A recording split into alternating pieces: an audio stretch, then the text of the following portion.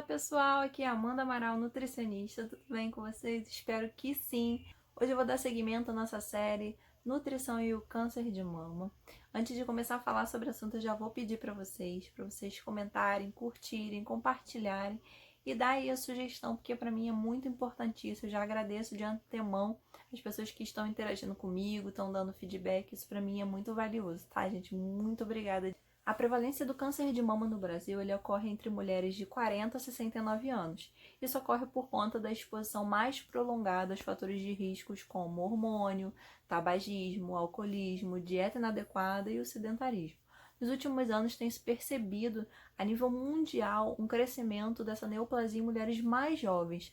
Apesar de ser uma condição relativamente incomum, as estatísticas atuais elas estão mostrando um aumento dessa incidência, desse tipo de tumor em mulheres mais novas, com menos de 40 anos de idade. O câncer de mama, nessas mulheres, ele tem um comportamento mais agressivo e um prognóstico muito ruim. Lembrando também que o câncer de mama nos homens está atingindo 1% da população. Isso também é um fator muito importante que merece, apesar de ser baixa a quantidade de homens afetados por essa doença, é um fator que deve ter relevância sim. É o câncer mais traumático para as mulheres, sobretudo pelo impacto negativo que ele causa na percepção de imagem corporal e na sexualidade feminina. Ele afeta o lado psicológico mais do que qualquer outro tipo de câncer. Os principais fatores de risco, destacados para o câncer de mama estão ligados a hormonais, genéticos e hereditários.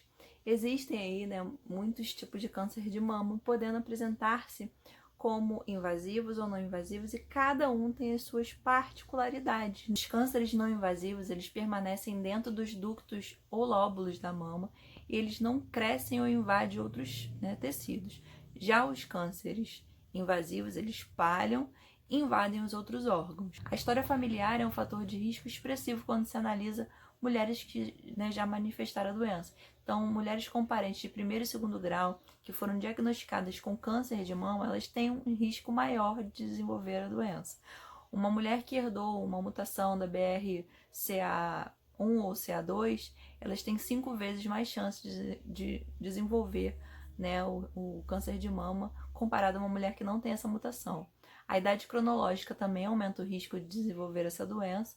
O acúmulo de exposições ao longo da vida e as próprias alterações biológicas do envelhecimento, ele aumenta o risco, Então, mulheres mais velhas, sobretudo a partir dos 50 anos, são mais propensas a desenvolver o câncer de mama. O estrogênio é o principal hormônio associado aí ao câncer de mama.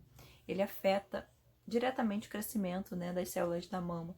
O tipo de exposição e quanto tempo as células são expostas ao estrogênio afeta as chances de desenvolver o câncer de mama. A menarca precoce é quando a menstruação ela ocorre em meninas de 11 anos ou menos. E ficar menstruada significa se expor, expor as células ao estrogênio e outros hormônios. Quando essa menstruação ela ocorre precocemente, significa que essa exposição ela ocorrerá por um período maior de tempo.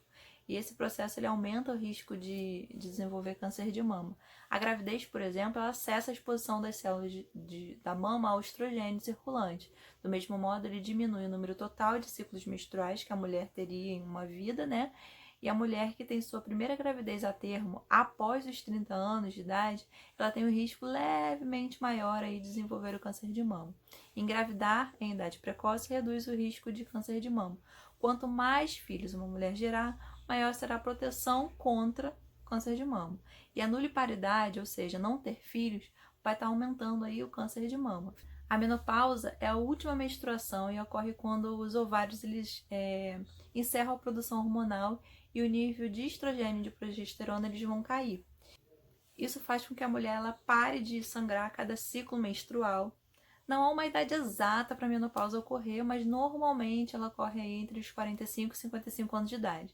De mesmo modo, se a menopausa ocorrer de forma precoce, ou seja, antes dos 45, diminui a exposição também do tecido mamário ao estrogênio. A menopausa ela, em mulheres mais jovens está ligada a uma redução no risco de câncer de mama. O uso de contraceptivos orais que contêm estrogênio e progesterona podem aumentar ligeiramente o risco de câncer de mama, especialmente entre as mulheres que usam o contraceptivo oral por mais de 10 anos. Isso faz com que a mulher ela pare de sangrar a cada ciclo menstrual.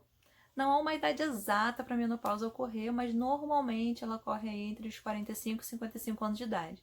De mesmo modo, se a menopausa ocorrer de forma precoce, ou seja, antes dos 45, diminui a exposição também, né, do tecido mamário ao estrogênio. A menopausa, ela em mulheres mais jovens está ligada a uma redução no risco de câncer de mama. O uso de contraceptivos orais que contêm estrogênio e progesterona podem aumentar ligeiramente o risco de câncer de mama, especialmente entre as mulheres que usam o contraceptivo oral por mais de 10 anos. O risco ele vai desaparecendo depois que a mulher ela para de utilizar o contraceptivo oral. A mesma coisa ocorre também com reposição hormonal. Né? Mulheres que fazem terapia de reposição hormonal, a TRH, especialmente a terapia combinada com estrogênio e progesterona, está relacionada com elevado risco de câncer de mama.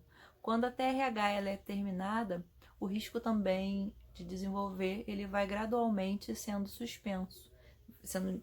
Diminuindo conforme você suspende o uso do medicamento. E é preciso analisar com o seu médico a real necessidade de estar utilizando esse tipo de medicação, se vale a pena o risco e o benefício. A alteração no estilo de vida das pessoas com a adesão de hábitos cada vez menos saudáveis também está associado ao aumento, né, dos cânceres de mama na população mundial.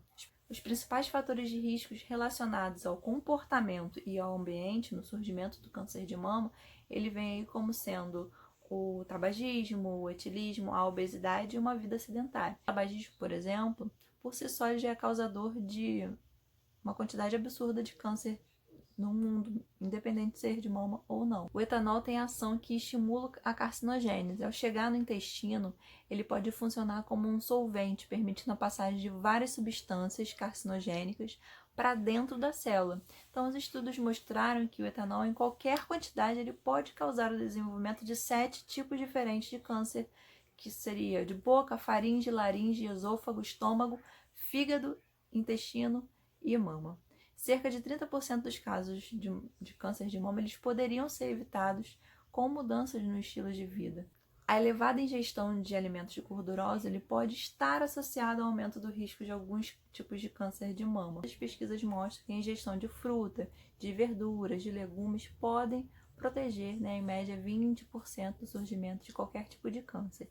Dieta ou alimento algum é capaz de impedir o surgimento do câncer de mama, porém alguns alimentos eles podem sim estimular o sistema imunológico e ajudar aí a manter, né, diminuído esse risco de você estar desenvolvendo a doença. Os agrotóxicos são algo muito importante que a gente acaba se expondo. E lembrando que o risco é maior entre as mulheres com IMC de 30. As medidas antropométricas no pós-menopausa também faz com que aumente esse risco. Se acaso a população modificasse a alimentação e praticasse atividade física regular, um estudo diz que de 100, 22 pessoas poderiam ter o câncer de mama, né, sendo prevenido.